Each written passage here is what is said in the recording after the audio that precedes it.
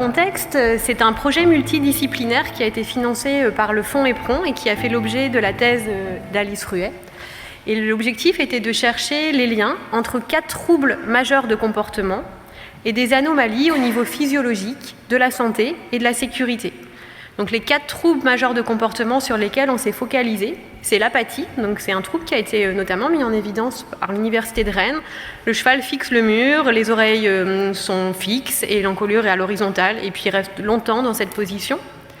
Donc on peut assimiler ça à un trouble dépressif, dans le pire des cas. Le deuxième trouble, c'est les stéréotypies, les tics. Alors là, il y a toute une gamme, les tics à l'ours, les tics à l'air, enfin vous en connaissez de nombreux. Le troisième trouble, c'est l'anxiété. Alors c'est tout à fait normal qu'un cheval puisse être en alerte à des moments, mais à chaque fois qu'on va le voir, il est en alerte, ça peut révéler ce trouble d'agressivité. Et le quatrième trouble, c'est l'agressivité. Et aujourd'hui, je vais faire un focus sur ce trouble d'agressivité. Et donc on a regardé le lien entre l'agressivité, la sécurité, la santé, le microbiote intestinal de ces chevaux et le transcriptome, ce qui fera l'objet quand je vais passer la parole à Aline. Alors voici une image d'un cheval, 2 chevaux agressifs. Voilà, c'est Alice qui était dans le box de droite. Donc ça peut aller sur des choses dangereuses et imprévisibles, comme ce que vous venez de voir, à des choses moins dangereuses, comme à gauche, mais on voit quand même bien que le cheval couche les oreilles, que ça va pas.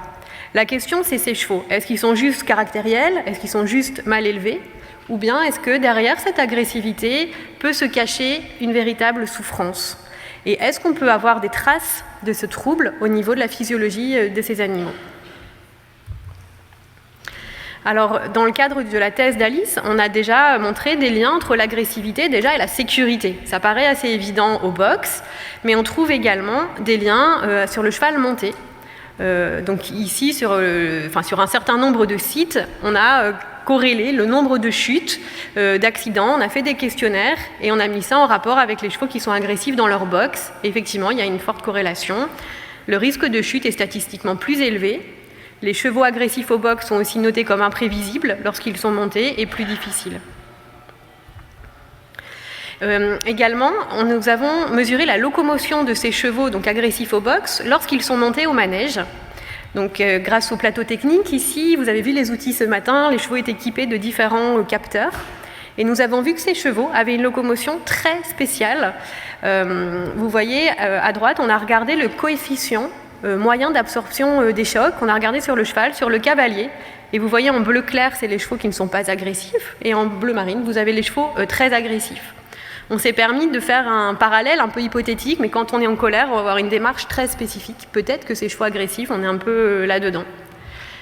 Et donc, ils ont au final plus de comportements aussi d'inconfort, plus de défense, et cette locomotion plus heurtée, ce qui produit aussi de l'inconfort pour le cavalier, puisque tout ça, il le répercute dans son dos. Ensuite, sur aussi un panel de plusieurs centaines de chevaux, on a regardé les liens entre ce trouble agressif et la santé. Et on voit que ces chevaux ont plus de problèmes inflammatoires, notamment des engorgements. Pour compléter le tableau, on a prélevé les crottins de ces chevaux, et c'est notre collègue Nuria Mack, qui était à l'INRA de Jouy-en-Josas, qui a analysé ce qui se passait dans ce microbiote intestinal. Et elle a montré que les chevaux qui ont un haut niveau d'agressivité ont une surreprésentation de bactéries productrices de lactate, ce qui pourrait être à l'origine de certaines formes d'acidose. Donc là aussi, on voit que ces chevaux sont très différents. Et donc la question qu'on se posait dans cette dernière étude, qui n'a pas encore été publiée, dont on va vous révéler les résultats aujourd'hui, c'est qu'en est-il de l'expression de leurs gènes ? Et est-ce que certains de leurs gènes sont plus activés chez les chevaux qui sont les plus agressifs ? Et qu'est-ce que l'activation de ces gènes induit au niveau physiologique ? Dans un langage un peu courant, moi je vois ça comme ça, on est tous porteurs de gènes à la naissance, mais il y en a qui dorment, et sous l'effet de facteurs environnementaux, notamment de stress, ces gènes peuvent se réveiller et se mettre à s'exprimer. Et c'est ça qu'Aline va vous montrer. Elle a regardé les gènes qui dormaient et qui se sont mis à s'exprimer en même temps que le trouble d'agressivité s'est exprimé.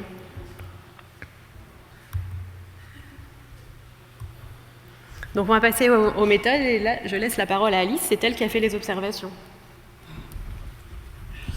Merci.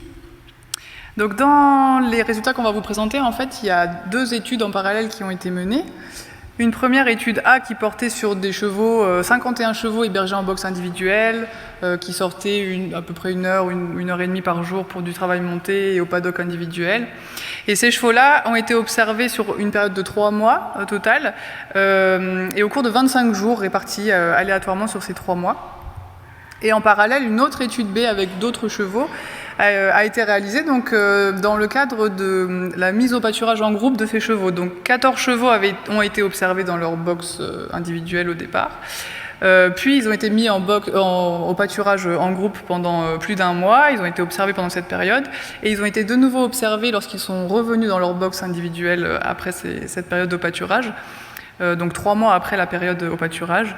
Et dans cette étude, il y avait aussi des chevaux qu'on appelle contrôle. En fait, c'est des chevaux qui sont restés en box individuelle pendant toute la durée de l'étude. Tous ces chevaux ont tous été observés de la même manière en utilisant la méthode d'observation par scan sampling. Et donc je vais vous en parler tout de suite, mais on peut considérer qu'une observation égale un scan. Et donc pour ces 2 études, les chevaux ont été observés plus d'une centaine de fois. Et pour l'étude B, où il y avait plusieurs périodes, les chevaux ont été observés plus d'une centaine de fois à chacune de ces périodes. Alors très concrètement, la méthode d'observation par scan sampling, elle est assez simple à expliquer. En fait, il s'agit de faire une observation de quelques secondes à un moment précis et de répéter cette observation plusieurs fois avec une durée équivalente entre chaque observation. Par exemple, dans le cadre de chevaux qui vivent en écurie, il va simplement s'agir de marcher dans le couloir et de noter à intervalles réguliers le comportement du cheval et de répéter cette observation plusieurs fois. C'est la centaine de scans dont je vous ai parlé juste avant. Pour donc tous les chevaux qui, dans leur période de boxe, ont été observés comme ça, et lors des périodes au pâturage, donc les observations ont aussi été réalisées à peu près à la même distance que lorsque les chevaux sont en écurie. Et en plus de ça, comme le contexte est un peu différent, il y a eu des tests d'approche qui ont été réalisés avec les chevaux au pâturage pour observer s'ils exprimaient de l'agressivité envers l'expérimentateur. Alors Léa vous a montré des vidéos de chevaux agressifs. C'est vrai que c'était les formes assez extrêmes que l'on a pu voir. En fait, dans cette étude, on a quand même considéré tout un continuum de comportements, d'expressions faciales, d'agressivité, puisque donc on a vu des chevaux qui tapent, des chevaux qui menacent vraiment en levant des membres. Ça, c'est très marquant. Mais c'est vrai qu'il y a des chevaux qui vont exprimer ça de manière beaucoup plus discrète, et parfois c'est simplement le fait de pivoter les oreilles vers l'arrière à l'approche d'un humain. Et donc tout ça, tout est lié à l'agressivité, même si c'est exprimé de façon plus ou moins marquée. Alors je vais vous présenter les résultats comportementaux et pour laisser ensuite Aline vous parler exclusivement de la partie du transcriptome. Donc pour la première étude A sur les chevaux vivant en boxe, au final nous avons observé qu'un cheval sur 3 avait exprimé au moins une fois un comportement agressif envers l'expérimentateur. Et pour ces chevaux agressifs, le pourcentage moyen de scan de cet indicateur était de 4%, c'est assez élevé. Vous voyez sur le graphique, par exemple, donc chaque point représente un cheval, donc on voit que la ligne du bas correspond à tous les chevaux qui sont à 0, et puis ensuite on voit les chevaux qui montent petit à petit avec les chevaux les plus agressifs en haut du cercle.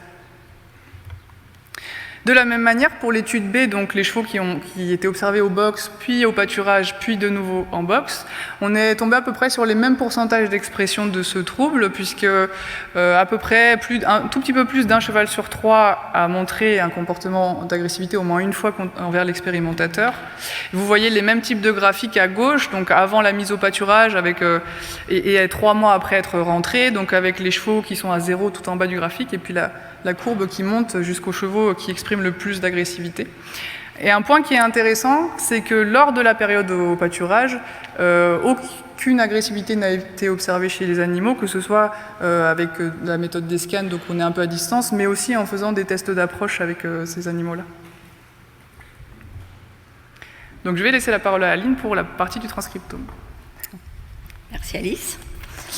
Donc l'analyse du transcriptome, qu'est-ce que c'est? En fait, c'est la mesure du niveau d'activation des gènes. Et donc cette mesure, elle est réalisée à partir d'un prélèvement de sang au niveau de la jugulaire. Et donc ce prélèvement, il a été réalisé pendant la période d'observation des chevaux pour l'étude A, et avant le départ au pâturage, puis 3 mois après, le retour au box. Donc à partir de ce prélèvement, on va mesurer l'activation des gènes et les résultats sont représentés sous la forme d'une ce qu'on appelle une carte thermique. Et donc cette carte, elle représente en fait les niveaux d'activation de tous les gènes exprimés par l'ensemble des chevaux de l'étude. Et à partir de ces niveaux d'activation des gènes, on a calculé les corrélations, le niveau de corrélation entre le niveau d'activation des gènes et l'agressivité. Et donc, ici en rouge, en fait, on a la liste des gènes qui sont positivement corrélés avec le niveau d'agressivité, c'est-à-dire, c'est la liste des gènes qui sont activés chez les chevaux les plus agressifs, c'est-à-dire les chevaux qui sont sur le cercle, comme l'avait montré Alice précédemment. Et à contrario, en bleu, on a la liste des gènes qui sont négativement corrélés avec l'agressivité, c'est-à-dire les gènes qui sont réprimés chez les chevaux les plus agressifs. Donc moi, je me suis focalisée sur les gènes qui étaient activés chez les chevaux les plus agressifs. Et j'ai fait une dernière analyse à partir de cette liste de gènes afin d'identifier les voies physiologiques dans lesquelles ces gènes étaient activés. Donc voici les résultats qu'on a obtenus pour la corrélation entre le niveau d'activation des gènes et le niveau d'agressivité. Et donc pour les deux études, on a plus d'une centaine de gènes qui sont positivement corrélés avec les niveaux d'agressivité, c'est-à-dire plus d'une centaine de gènes qui sont activés chez les chevaux les plus agressifs. Et donc, j'ai réalisé l'analyse pour connaître quelles étaient les voies physiologiques dans lesquelles ces gènes étaient impliqués. Donc, l'analyse de l'identification de ces voies est représentée sur un diagramme en cercle. Alors, sur ce diagramme, en fait, à gauche, on a la liste des gènes qui sont donc activés chez les chevaux les plus agressifs, et à droite, on a les voies physiologiques dans lesquelles sont impliqués ces gènes. Et en fait, ce qu'on voit ici, pour l'étude 1, c'est que la moitié des gènes qui sont activés chez les chevaux les plus agressifs sont impliqués dans l'inflammation, la réponse au stress et la mort cellulaire. Et ce qui est assez intéressant, c'est que dans l'étude B, on a, c'est assez surprenant, quasiment le même graphique, en tout cas pour les voies physiologiques majeures, alors que quand on compare, enfin déjà les dispositifs expérimentaux étaient complètement différents, et ça se reflète au niveau des gènes, puisque quand on compare les deux listes de gènes des études A et B, il n'y a que 6 gènes en commun seulement. Donc c'est deux listes de gènes qui sont complètement différentes, et cependant, on a les mêmes voies majeures qui sont activées, à savoir l'inflammation, la réponse au stress, la réponse immunitaire et la mort cellulaire. Donc ce que nous a montré l'analyse transcriptomique, c'est que les voies majeures activées chez les chevaux les plus agressifs sont la réponse immunitaire, la réponse au stress et la mort cellulaire. Et donc ces résultats pourraient expliquer les liens entre l'agressivité et l'engorgement, comme l'avait évoqué Alice au début de la présentation. Léa, je te laisse conclure. Donc quoi retenir ? C'est que ce trouble agressif ne doit pas être pris à la légère. Il ne s'agit pas juste de chevaux mal éduqués ou de chevaux caractériels dont il suffirait de mettre une tape en passant. Ce trouble peut révéler des souffrances physiques et possiblement un mal-être profond dans certains cas. Et on a vu, pour l'illustrer, que ce mal-être va jusqu'à modifier l'expression de certains de leurs gènes, ceux qui sont donc impliqués dans la réponse immunitaire, la réponse au stress et la mort cellulaire programmée. Donc ces chevaux qui présentent des troubles agressifs doivent être pris en charge. Et la très bonne nouvelle, c'est qu'une résilience est possible, notamment, ce qu'on a vu dans cette étude, c'est que la mise au pré en groupe social peut avoir chez quand même beaucoup de chevaux un impact très positif sur ce trouble. Je vous remercie de votre attention. Merci.